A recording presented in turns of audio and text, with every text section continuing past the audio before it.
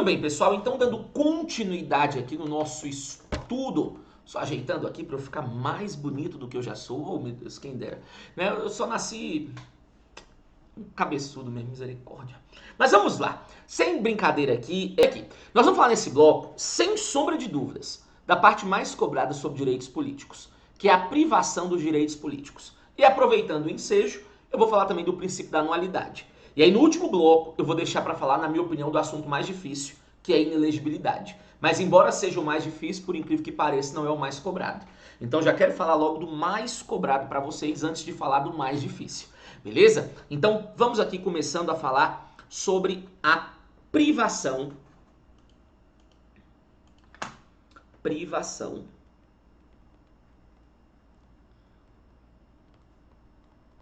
dos direitos políticos. Privação dos direitos políticos. Essa parte aqui você vai encontrar no artigo 15 da nossa Constituição. Então, privação dos direitos políticos, artigo 15. Agora comecem, por favor, colocando uma observação. Coloquem assim, ó. É vedada a cassação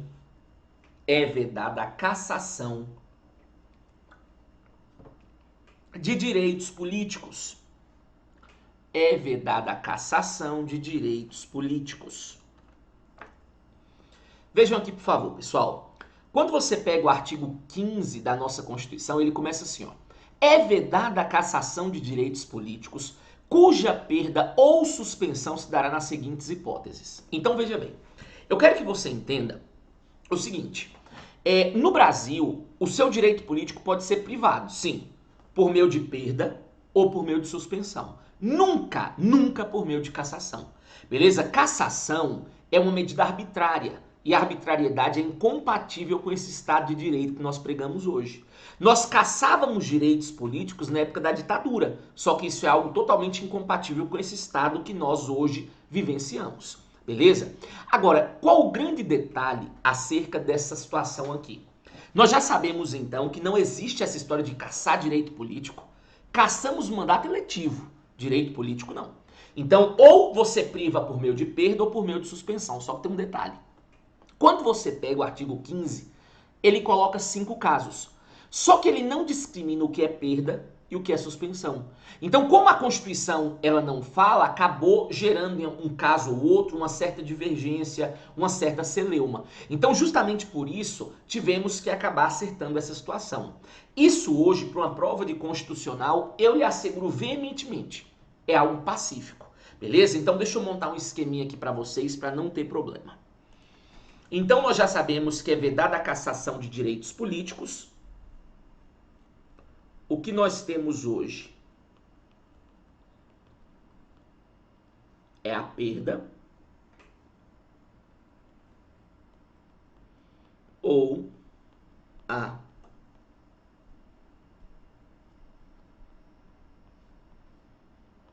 suspensão.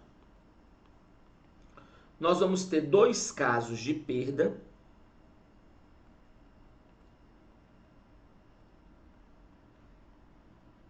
e 3 casos de suspensão.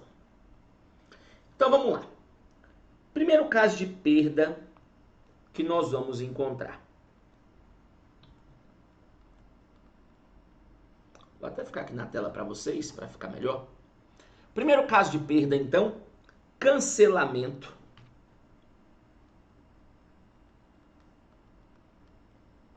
da naturalização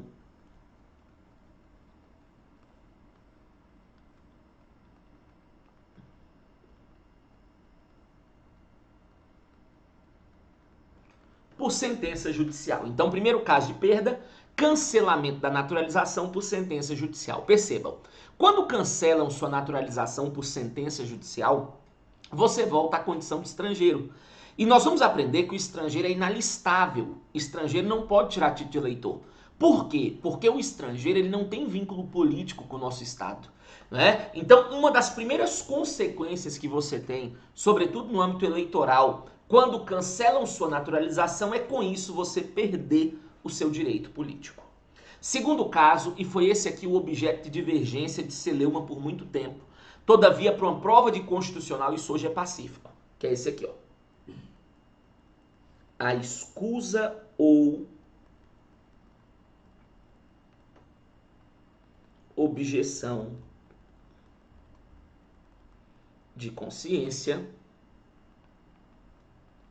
que está previsto no artigo 5º, inciso 8 da Constituição Federal. Só que essa aqui eu quero que você coloque uma observação embaixo. Embaixo aqui, coloquem assim, ó. Escusa ou objeção de consciência, 2 pontos. Coloquem aí. Escusa ou objeção de consciência, 2 pontos. Aí coloquem assim, vamos lá. Escusa ou objeção de consciência. Ninguém será privado de direitos. Ninguém será privado de direitos por motivos de crença religiosa,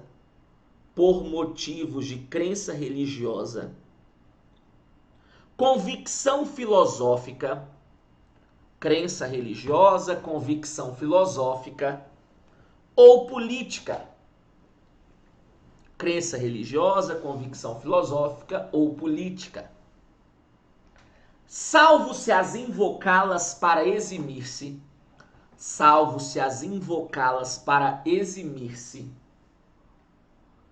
de uma obrigação legal, a todos imposta, e recusar-se a cumprir, a prestação alternativa prevista por lei.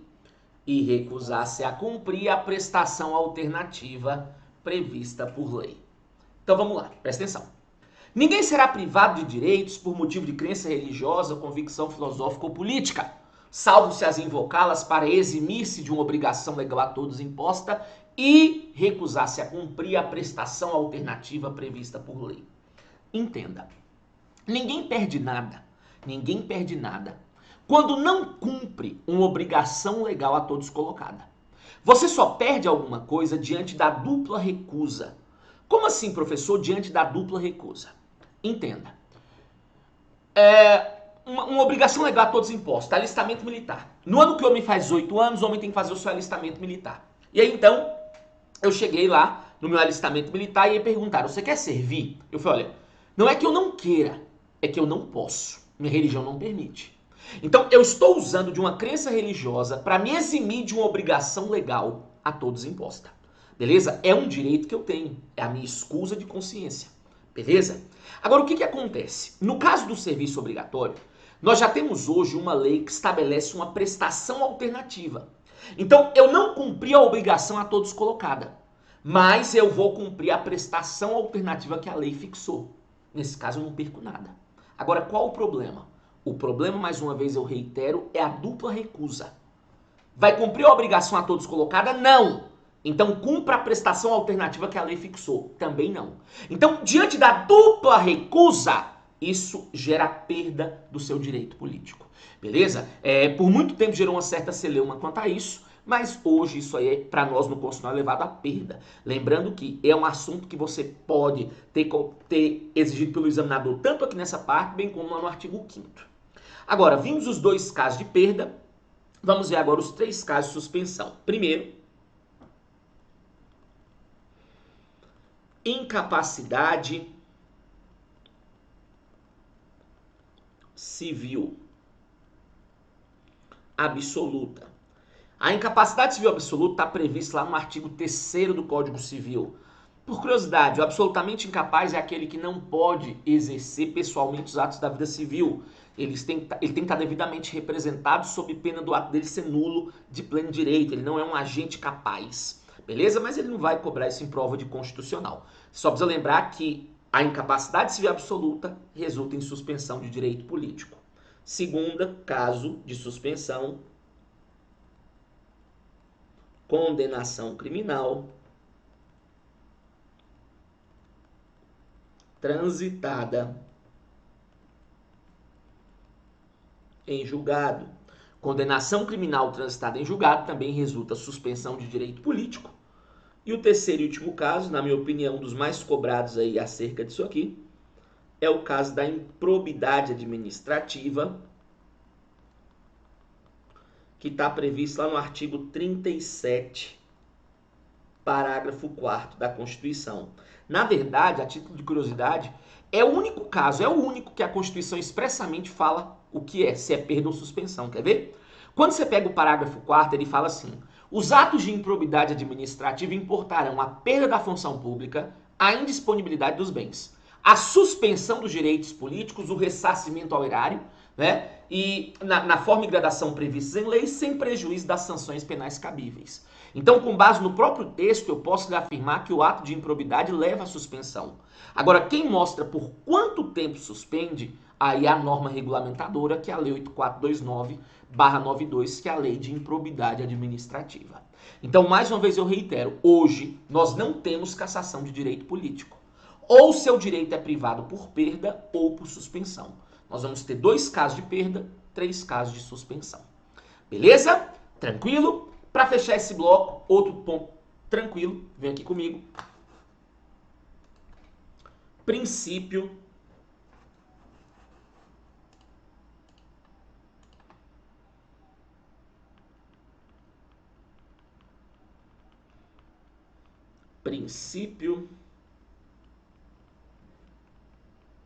da anualidade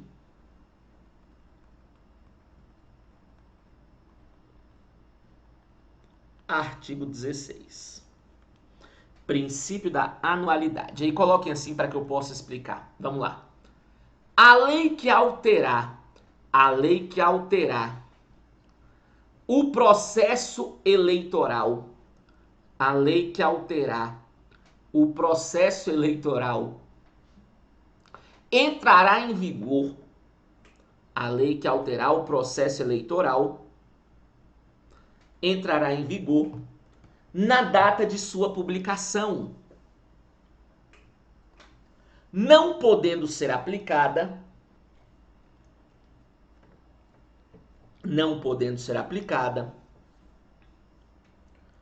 caso falte menos de um ano para a eleição, não podendo ser aplicada caso falte menos de um ano para eleição. Então vem cá, pessoal, olha que tranquilo. Então, quando você pega o artigo 16, ele fala sobre o princípio da anualidade. Olha aí, ele fala que a lei que alterar o processo eleitoral, ela deve entrar em vigor, ela deve começar a produzir efeito no momento que ela for publicada. Porém, caso falte menos de um ano para a eleição, ela não pode produzir efeito, porque isso impede que as regras do jogo venham ser alteradas em cima da partida. Imagina o seguinte, imagina faltando 10 meses para a eleição, eu altero uma norma eleitoral que venha beneficiar aqueles que já estão no poder. Né? Então, para evitar situações desse tipo, é que nós evitamos essa situação. Então, entenda, se eu crio uma lei hoje que altera o processo eleitoral, hoje nós estamos aí em 2021, né? Estamos em 2021, então se eu crio uma lei hoje, vamos lá, abril de 2021, então o que vai acontecer? Essa lei, ela vai produzir efeito, né, na eleição de 2022, porque falta mais de um ano. Agora, se eu crio uma lei em março de 2022, ela começa a produzir efeito em março, mas ela não pode ser aplicada na eleição de outubro, porque aí no caso vai faltar menos de um ano para aquela eleição. Isso foi o que barrou a lei da ficha limpa, a lei complementar número 135 de 2010, porque quando ela foi criada faltava menos de um ano para a eleição. Então, visivelmente, ela estava indo contra o princípio da anualidade elencado no artigo 16 da nossa Constituição. Beleza? Então, dessa forma, nós falamos nesse bloco sobre privação de direitos políticos e princípio da anualidade. Ainda vou fazer mais um bloco com vocês acerca de inelegibilidade. Beleza? Voltamos posteriormente.